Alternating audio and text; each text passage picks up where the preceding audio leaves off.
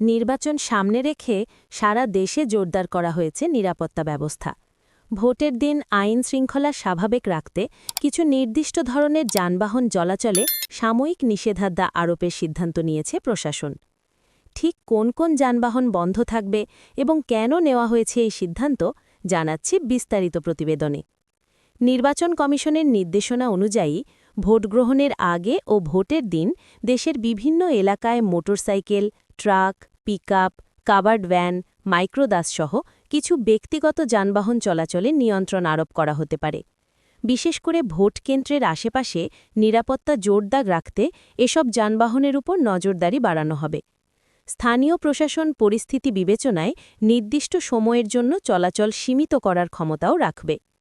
বিশ্লেষকদের মতে নির্বাচনের সময় বড় সংখ্যায় যানবাহনের অবাধ চলাচল অনেক সময় বিশৃঙ্খলা সৃষ্টি করতে পারে। তাই সম্ভাব্য ঝুঁকি কমাতে আগাম পরিকল্পনার অংশ হিসেবেই এই সিদ্ধান্ত নেওয়া হয়। এতে আইনশৃঙ্খলা বাহিনীর কাজ সহজ হয় এবং ভোটাররা নিরাপদ পরিবেশে ভোট দিতে পারেন। তবে জরুরি সেবার ক্ষেত্রে কোনো বাধা থাকবে না বলে জানানো হয়েছে। অ্যাম্বুলেন্স, ফায়ার সার্ভিস, বিদ্যুৎ ও গ্যাস বিভাগের গাড়ি, গণমাধ্যমের অনুমোদিত যানবাহন এবং নির্বাচনী দায়িত্বে থাকা কর্মকর্তা-কর্মচারীদের পরিবহন নিষেধাজ্ঞার বাইরে থাকবে।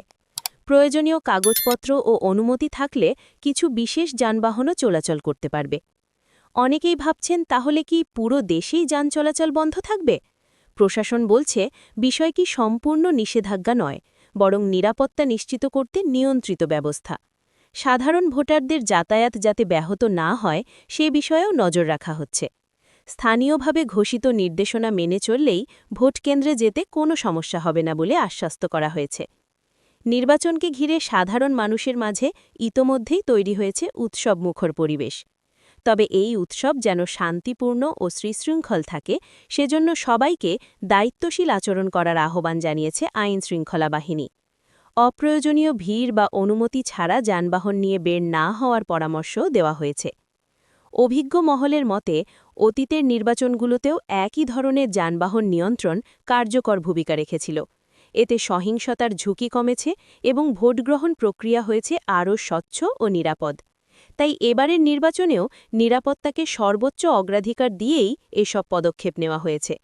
সবশেষে ভোটারদের জন্য গুরুত্বপূর্ণ পরামর্শ: ভোটের দিন ঘর থেকে বের হওয়ার আগে নিজের এলাকার সর্বশেষ নির্দেশনা জেনে নিন।